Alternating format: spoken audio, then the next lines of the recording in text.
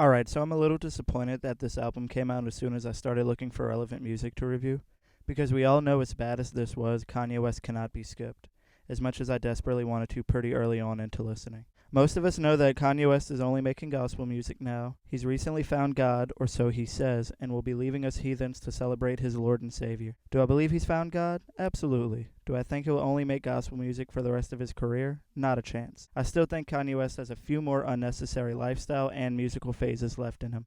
Who knows, maybe he'll be a pirate or a race car driver on his next album. Only time will tell.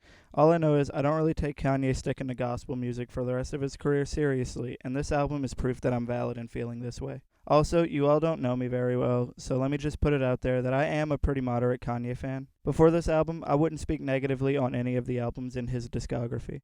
I do find his antics outside of music to be a little tiresome, but I wouldn't give any controversy he started any more than an eye roll. As far as this album goes, it's safe to say I didn't really like it that much. I turned it off after the first listen and had no plans of coming back to it. But everyone on Twitter led me to believe that this album grows on you after a few listens. It did not. In fact, with more listens, I was able to pick apart what made this album so disappointing to me. And of course, I wasn't there when it was created, so I'm speaking from a listener's standpoint. But this album feels incomplete.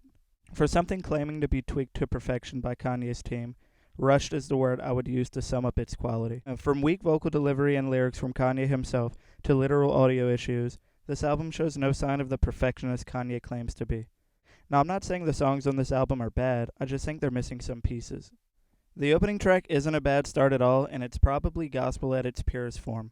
But that's all it is. It feels like the only creative decision Kanye made for this song was the one to actually put it on the album.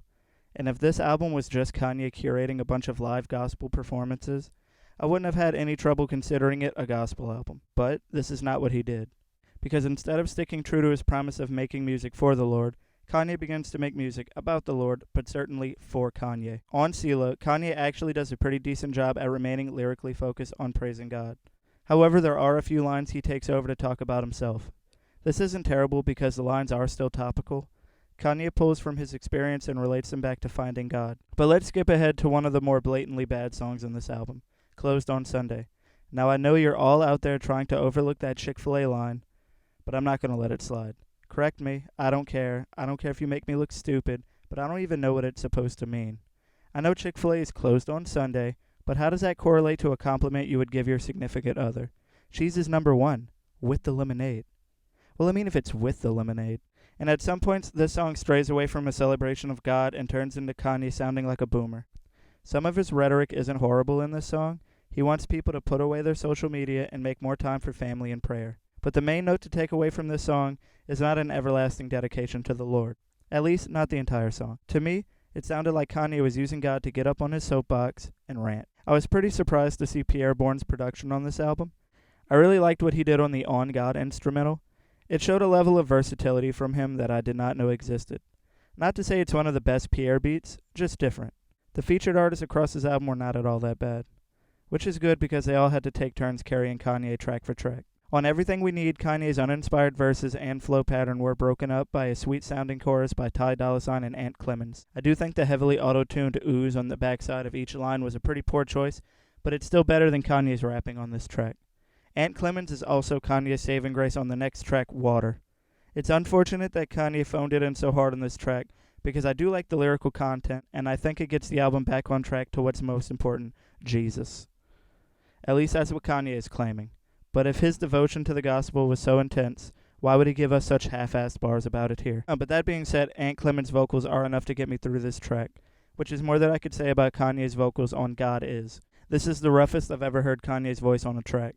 I know he usually goes through a lot of production to make himself sound good on the singing portions of his albums, and I usually like the way they come out. Overproduced, but not in the bad way. But this, everything about this, is in a bad way. I would have rathered a feature sing this entire part and leave the track Kanye-less. Why try to sing after having so many fantastic vocalists on the album? You set the bar too high, and you tripped over it pretty hard. A few songs later, Kanye does redeem himself with some decent singing, which, to me, is an indicator that this album was rushed. Why let Kanye sound like dog shit on one track, but then good on the other? There's also a Kenny G solo at the end of this track, so yeah, I'm pretty sure Kanye's still trolling. Clips murdered the track with Pusha T level aggression. I'm not trying to disrespect, but you can't deny their similarities. This album ends with the bang of a wet party popper. Did it leave me wanting more? Yes, more from the already existing tracks that were, for the most part, pretty disappointing and underwhelming. This album is 27 minutes long, but it gives us less substance than any of Kanye's 7-track EPs from last year. In my opinion, if Kanye would have sat down and figured out how to stretch some of the more brief moments on this album into something a little more meaty, it wouldn't have been as bad. The weaker tracks on this album are the ones that feel scrapped and about halfway through completion. It's a complaint I often have about some of the newer, less experienced rappers when they drop their first full-length project. It's pretty strange to think Kanye is guilty of such an amateurish practice. And if you want to argue for it being a stylistic choice, it's still pretty poorly executed. As I said before, I was pretty disappointed in this album. As a non-religious person, I came into the album at least hoping to hear a full body of work from Kanye West. However, all I got was some half-baked ideas, occasional Kanye cringe, and an album that seemed doomed from the start. Anyway, that's my opinion. Sorry if you hate it, but it's still there. Thanks for watching, and I'll see you next time.